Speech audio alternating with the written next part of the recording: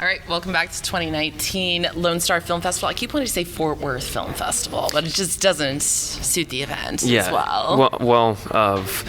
I would probably run across that same thing, to be honest. All right, so you are a hometown guy, home state guy. That's right, yeah. So you're in from LA, but you are a native Texan. That's right, yeah. I grew up in a small town close to Austin. Okay, gotcha. Yeah, in Thorndale, and then went to college for film school at Stephen F. Austin. Mm-hmm. Got my degree there, and then moved out to LA short after. Oh man! So that's where I'm at now. All right, so let's talk a little bit about your film, your feature, What Doesn't Kill Us. Give them a spoiler-free synopsis for the folks that couldn't join us. Okay. Well, What Doesn't Kill Us is a mockumentary, like The Office or something of that nature. Yeah. And it's a mockumentary about rehabilitated zombies who are going through social rights issues, and they're trying to prove that they can be just as human as anyone. Mm-hmm. I love the horror comedy genre. I don't like horror, but horror comedy, I'm all over that. And Shaun of the Dead is one of my absolute favorite movies ever. Cool. Yeah. And that whole trilogy is just amazing. But yeah, so the zombie spoof has kind of become a little subgenre unto itself. I'm thinking of Warm Bodies. Yeah. But you guys have taken this a whole step further. Yeah. And that was really important to us because there's 50 years, 60 years of zombie movies. Yeah, and since Night of the Living Dead. Yeah. About 50 years. That's yeah, right. So it's incredibly difficult to come up with something new that's being done over and over for that long period of time. So what we decided to do was use that long period of time to our advantage. And what we do in the movie and what spoofs do, ours is more satirical. Sure. But in general is rely on the knowledge of the audience. And so that's what we do. We play off of zombie stereotypes as they are in this movie. And it's something that we don't have to explain because it's been around for so long. Right. So that was something that ended up being really beneficial to us, and it gave us the opportunity to come up with something that feels fresh. Yeah. Well, like you said, this is such an I said horror, but really zombie films are a genre unto themselves. Yeah. And there are tropes, the zombie movie frames and stereotypes. Right. But what is it about this story? You talked about satire. What are some of the current things that what sparked this? What kind of germinated this story in your mind?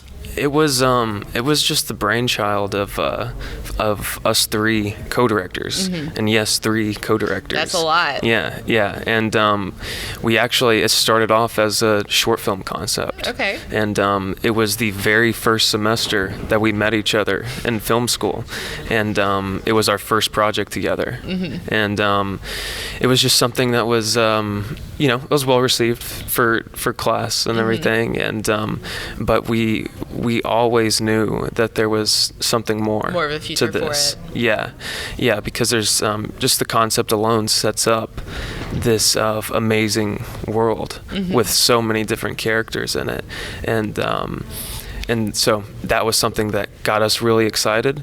And then we knew that the mockumentary style was something that we could get done with a low budget, and just kind of us 3 going around getting the shots and using the people that we knew in Nacogdoches. And over that 3-year period, we had built up a lot of connections with locations.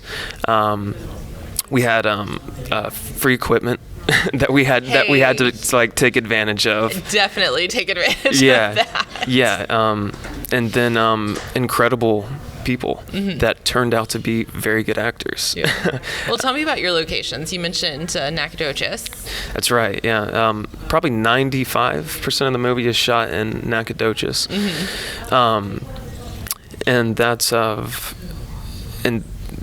what's really great about Texas in general, especially Nacogdoches, was that you can just go in and like say, hey, we're shooting a movie, and they're, a movie? Like, what? No,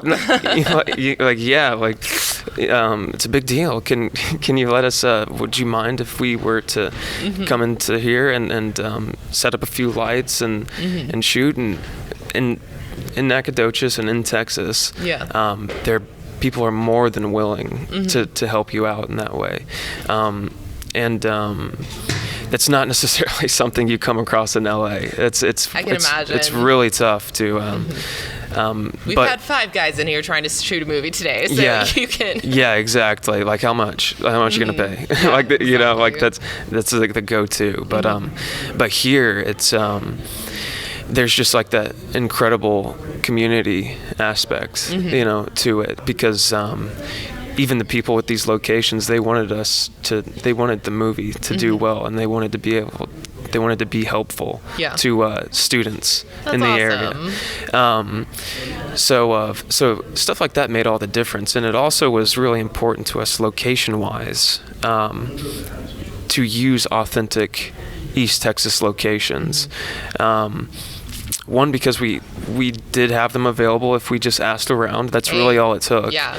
But also it's a movie with multiple storylines, so there's a lot going on in a lot of different places. So it was important for us to not just use the same spots and have talking heads the whole time. Right. Yeah. But yeah, something really interesting though was if hopefully you don't notice, but in the baseball scenes, those were shot over the course, just kind of here and there, over a period of 2 years. So we shot that film. I think it really was 2 years apart, and used 2 different fields. Terrain can change a lot in 2 years. Yeah. If you keep your eyes out, you can probably notice. And but it's also really fun, because we were just hustling and getting whatever we could. And there's even one scene where if you look close enough, Jeremy, the baseball player, he's rounding the bases, and there's a sprinkler going off in the background because we were there, and that was the time that we had to use the field, was when they were. Sometimes that like low budget charm, like the little quirky things that come forward are the best parts of the movie. Yeah, absolutely. And the low budget nature of the movie was something that we really wanted to. That we were really aware of, and we wanted to lean into as well.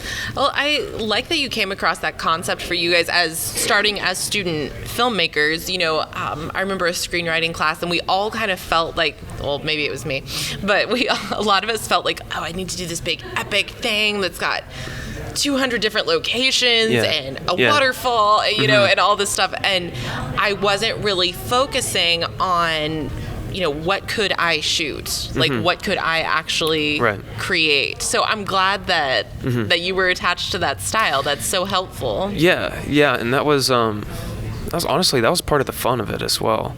And I don't know that we would have came up with the concept if we didn't feel so limited in many ways. Necessity is the mother of invention. Yeah, and and that's the whole reason that we went for the mockumentary aspect of it in the first place, and now I couldn't think of the film or the concept without it being a mockumentary.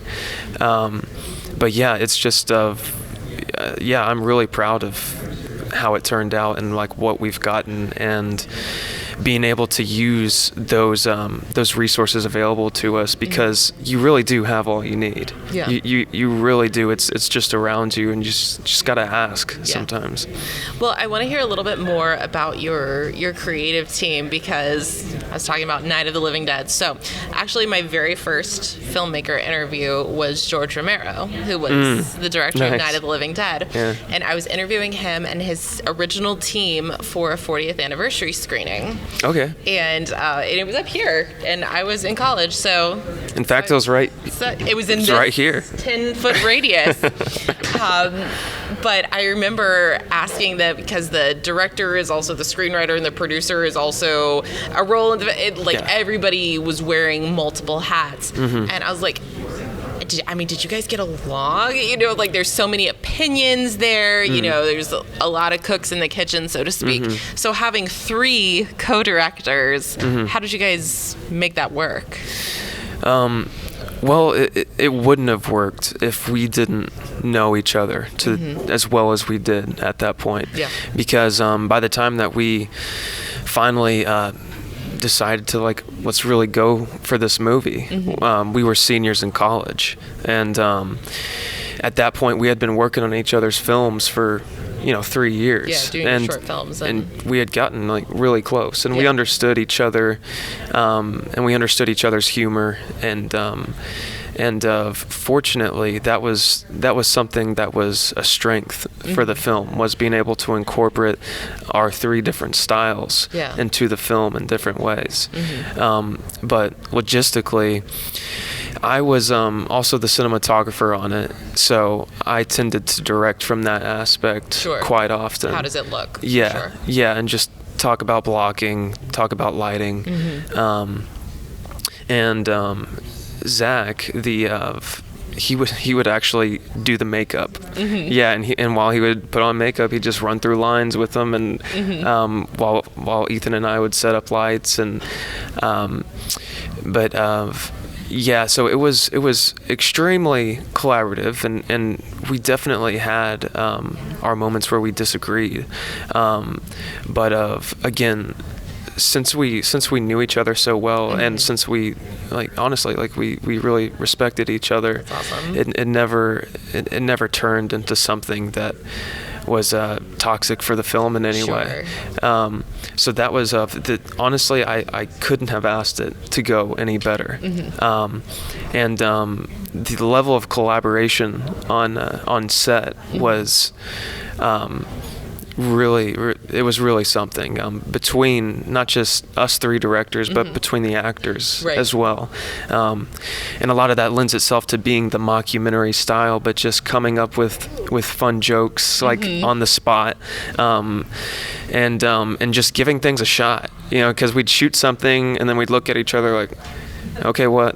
Want to try something else, and then we would, and then that would lead to another idea, and we'd try something else. That's awesome. And that's not a way I would shoot a movie right now. Yeah, or after this, yeah. Yeah, but it worked, and it felt right for that style of movie, and for the way that we were working together as well. So are the 3 of you still working together?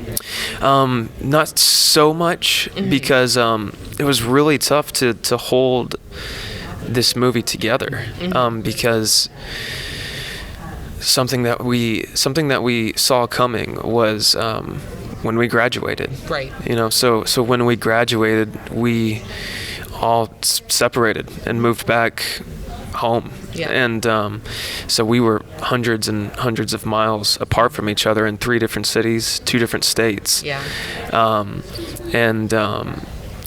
So it was really tough to keep it going, but we kept shooting here and there.